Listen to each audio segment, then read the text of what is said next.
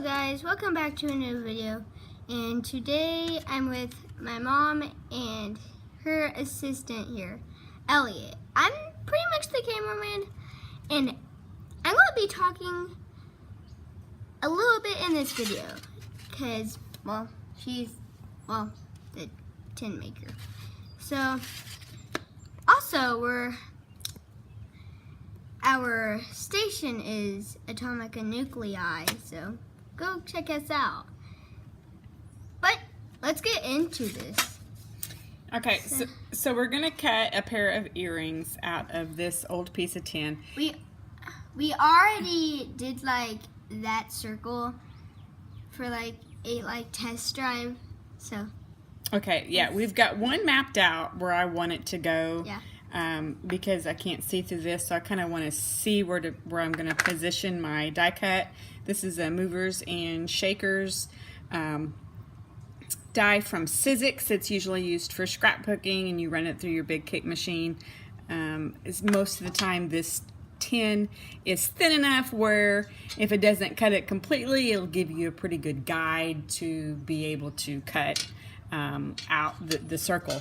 I use circle ones, even though I do hand cut a lot of tin, but True. Circles are hard to get symmetrical, so I do tend to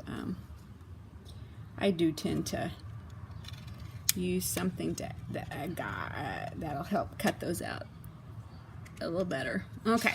Yeah. So This is what the next circle looks like. Okay, so we're going to cut out these two shapes. So I'm going to get a piece of tape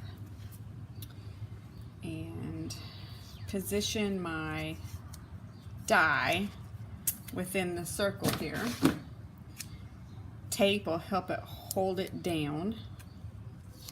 Okay, so you just kind of give it a look here. If it's not perfect, that's okay. We're just trying to get it in the ballpark of the shape that I have traced on here. Okay, so we're going to move this over here.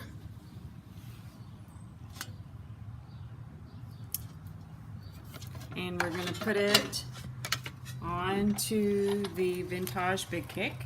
And we're gonna roll it through, and I rolled it through twice. Generally that's not very good, but in this instance I think it'll be okay.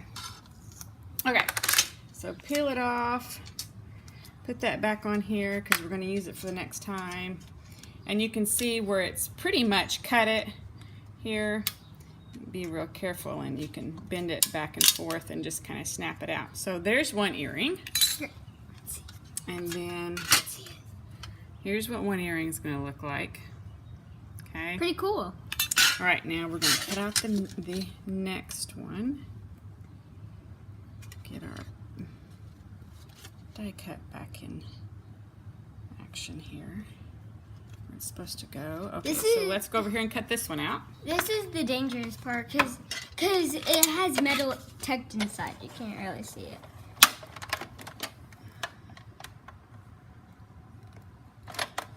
Okay, there we go. Got that.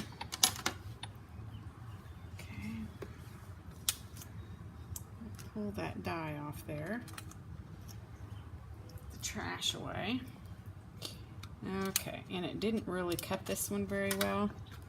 So she has to put her gloves on. yeah, because if you kind of bend it back and forth, it'll loosen up because it's got that like a perforated line. So now you kind of work it to get that out of there. Yeah. There we go. So we'll set this aside because there's lots of good places that we can still use this and get good cuts. And if you see, we did a real good job lining that die up there. Oh, you were so close to cutting that. Well, I cut it pretty good. Yeah. All right. So there are these rough edges here.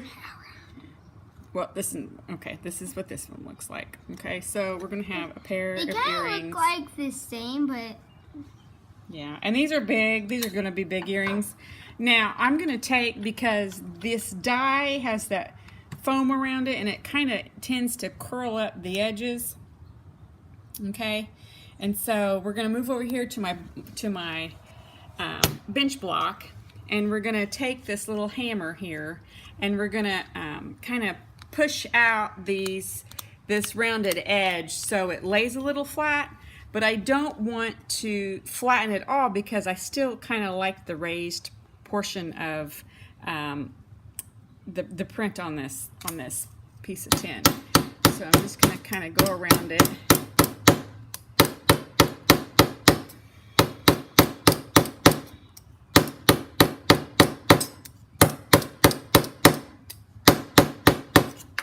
And I'm going to do the same with this one. See, it kind of bends up there. And we'll just kind of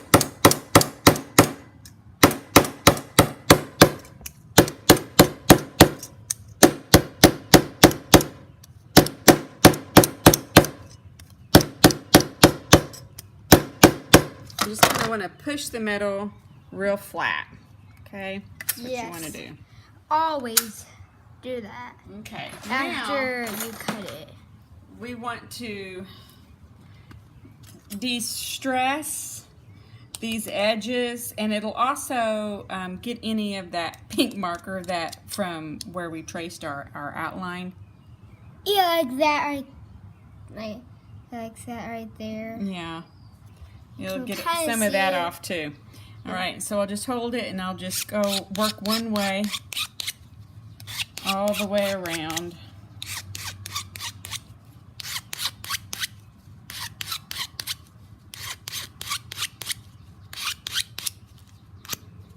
Okay, and then that'll kind of take off some of that. This is actually the cool part to watch.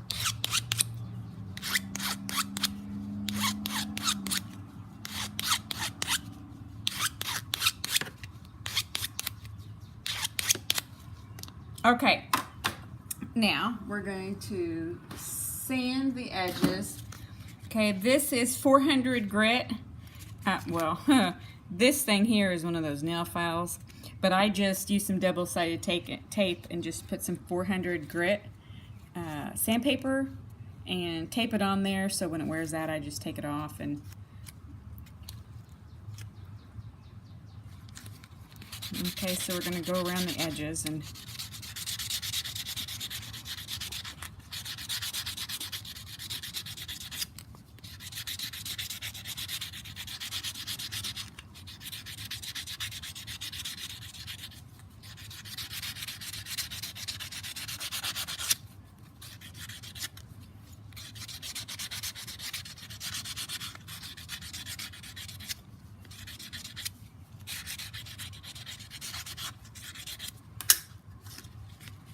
this one.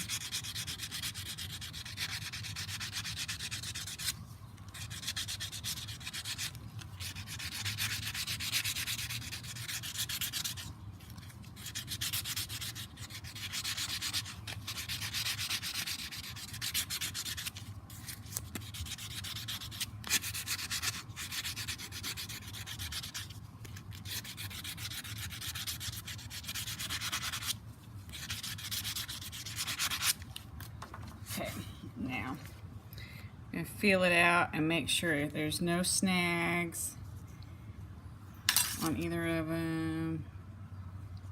Make sure it's real smooth. Okay, now the next thing is when we look at these, you see it doesn't lay real flat. Some tin doesn't. That's just the way it is.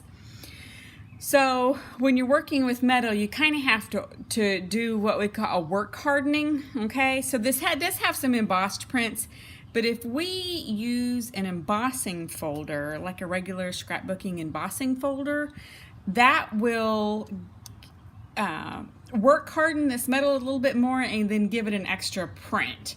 So we're gonna spin over here, and I'm gonna choose, I think I'll choose this one. Oh, Okay. that was the one that we used. Yeah, This is a pretty good one. Yeah. So this one just has some simple flowers. Kind of goes with the whole butterfly theme. And we'll just kind of put it down here. We'll see where we want it. Do we want it up here? Where, you know, it's a flower overlay. You can put it there. If you wanted just the big flower on top of it, you could put it there. And or you can put it like down here to where you get like multiple pieces of it, and you know what, that looks pretty good. Yeah, I kind of like that I do one. too. Okay, so I get a piece of tape out to hold it in place. We're also doing the same with the other one right Yeah, there. we'll do the same with both. Let me get a piece of tape here.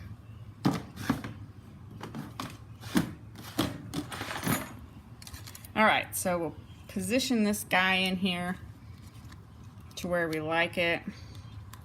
We'll have a little bit of, there we go, tape him in there. Okay, and then we gotta switch this out to the regular Sizzix.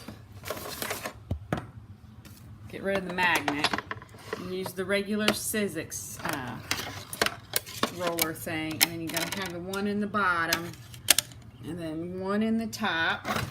Okay, and then I don't have a shim, so I use this little piece of quilting plastic that helps make that imprint, because you want it to press.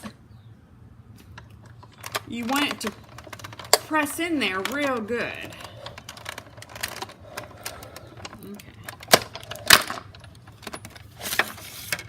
All right. So that's what I hear all the time. And then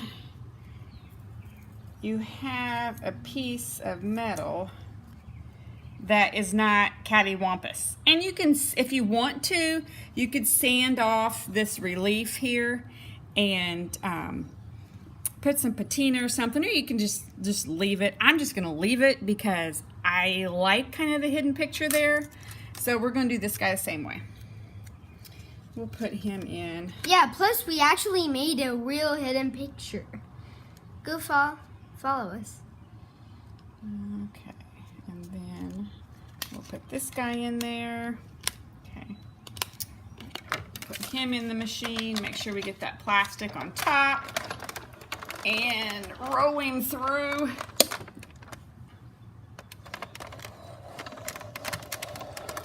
All right. All right, so then we've got him. All right.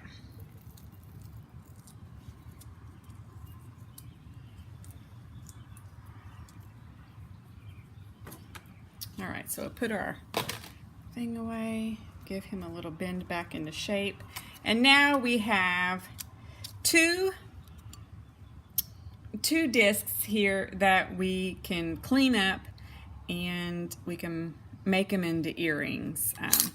We can figure out where we want to put the hole for the dangle. We can make, if we want to make them go kind of in like that, we can make them go out. I kind of like the hole right here. So I'll take my hole punching pliers, and this is why I have the holes predetermined here. I've already got them set, is because I can just line it up. Plus they're pink. And then make a hole. And then it's ready to hang on an ear wire, or put some other bead on there. Let's see, we'll make him go like this. That's pretty good for him. So we'll have one coming kind of in, and the other one kind of coming in the other way. All right. Now, sometimes these are kind of sharp on the back, so I'll just,